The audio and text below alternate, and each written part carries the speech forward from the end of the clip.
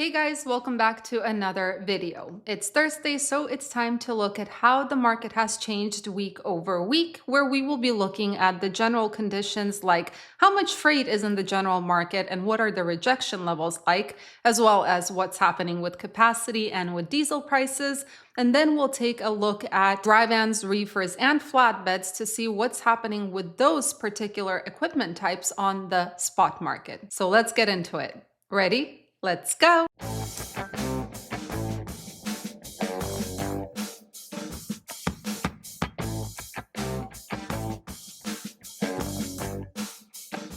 All right, as always, all the charts are going to be attached right here. And first, we're looking at the general overview of what is going on in the market. In the general market, meaning for all equipment types, not the spot market, right? The whole market in general, the volumes have gone down by almost 3% week over week. General rejection levels are currently at 6.2% and down actually almost 5% week over week. Now, in terms of the spot market, the opposite is happening. Looking at all equipment types, just the spot market volume for everything, that's up 4.6% week over week. And spot rates, including all equipment types, is up 3 cents. All right, now let's take a look at what's happening with diesel prices. This is a map that I make using AAA data.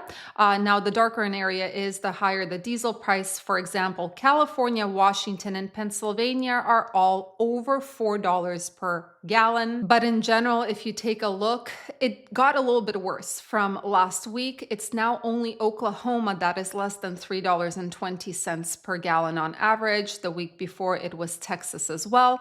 But in general, the West Coast and East Coast, they see the highest diesel prices. Now, speaking of diesel prices, let's look more into it. As of right now, the average diesel price is $3.62 or 63 cents per gallon on average, which is actually 1 cent higher than last week. But both month over month and year over year, diesel prices are down. Now, I know there was somewhat of a crash in terms of oil, but it's still not showing up in the diesel prices right now. So we'll have to wait and see what happens in the next couple of weeks. All right, let's take a look at capacity. Unfortunately, if you see the white line, that's zero. Anything below that zero means that the net change is negative. More people left than came in. Anything above is positive. And we're again seeing a positive net change. This time, the capacity or the number of MCs increased by about 137 carriers net. Now let's talk about specifics, and we're going to start with dry vans. Good news here. You can see that everything is green. Dry vans actually saw a 5-cent per mile increase week over week on the spot market, bringing them to $1.89 on average. Rates year over year are also 1.2% higher than this time last year. Volumes week over week also saw an increase by 7.7% and are 7% higher than this time last year. All right, now let's look at the maps where we look at the load to truck ratio, the amount of loads, and the amount of capacity in each of the states on the spot market. And this time I'm going to start with the load to truck ratio. So anything red is overcapacity, where there is less than a load per truck on average.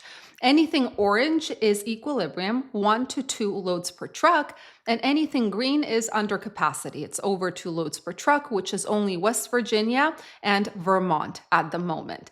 Now, the reason I wanted to show you this map first is because this map gives you a good idea of what each state does, but the reality is something that I have learned is that the load to truck map is not always the most accurate representation of where you can have negotiating power. So let's take a look at capacity for a moment.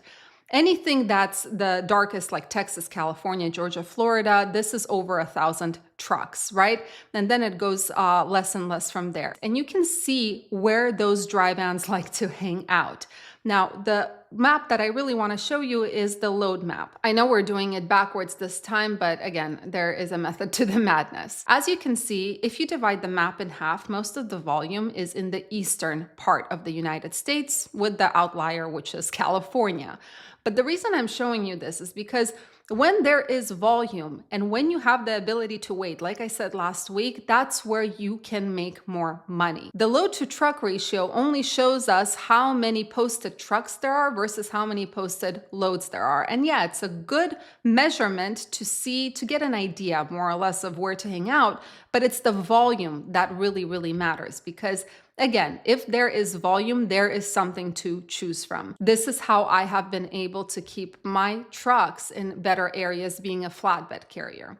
All right, let's move on to reefers now. So reefers week over week also saw an increase by 8 cents per mile, bringing them to an average of $2.18 per mile. This includes short loads and those long hauls. Now, year over year, rates are down 2.5%, unfortunately, but volumes have increased by almost 13% on the spot market for reefers week over week, and are 12% higher than this time last year. All right, let's do the same thing for reefers right now. First, we're looking at the load to truck ratio map. So again, anything red is over capacity, which is basically the East Coast, the Pacific Northwest, some of it.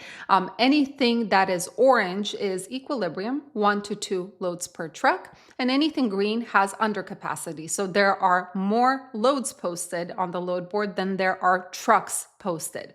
So now let's take a look at capacity. Most of the reefers hang out in Texas because that's where most of the loads are, as you will see in a minute. But in general, yeah, reefers tend to stick to California, Texas, and then the eastern portion of the US. Not a lot of reefers in the plain states. So what about volume? Volume is very similar to what capacity looks like. And as you can see, yeah, reefers, they don't see as much volume as dry vans or flatbeds, but you can still see where there are more loads. It's the Midwest, it's Texas, it's California, and then there's Pennsylvania, New Jersey, and Georgia. Now, again, the reason I show you this is because when you see a lot of places with a lot of loads close together, like for example, Illinois, Indiana, Wisconsin are all together, that's not a ton of deadhead that you have to do to get your next load, and there are always loads to choose from. And for reefers especially, the power of negotiation lies in waiting, because reefers transport freight that is expedited because it is perishable most of the time, and those brokers do have to find those trucks ASAP. So the power is in the waiting game. Finally, we have our flatbeds, and good news for flatbeds as well on the spot market. On average, they saw a 3-cent per mile increase week over week, bringing them to $2.53 per mile on average. Do I see those rates? Yeah, I do, but those are for short hauls. So you're not going to see those kinds of rates most of the time for long hauls, which is interesting. Now, rates year over year are 9% higher now. Volumes also increased by almost 4%, and they're 48% higher than this time last year. So in terms of the load to truck ratio, nothing changes. As you can see, most of the map is red. And this is what led me to believe that, you know what, we have to focus on volumes, because from experience, I know that certain areas, even though it looks like overcapacity, those are areas where you can get better loads, like the Midwest for flatbeds, for example. But according to the load to truck ratio map, the West Coast has equilibrium, as well as Georgia, South Carolina, Minnesota. Under capacity is Maine, Maryland, and then Arkansas, Louisiana, Mississippi, and Alabama. Let's take a look at that truck capacity. Most of the trucks hang out in Texas, as well as the eastern part of the US, if you divide the map in half. But the question is, where is the volume at? Most of the volume is on the eastern part, Midwest, South, Texas, as well as some of the East Coast. So even though Maine, for example, right, you can see Maine, it has under capacity there, according to the load to truck ratio map, but there are less than 500 loads. So if anyone deadheads to Maine, it's going to dilute the situation. You don't have as many loads to choose from, and people start grabbing whatever they want.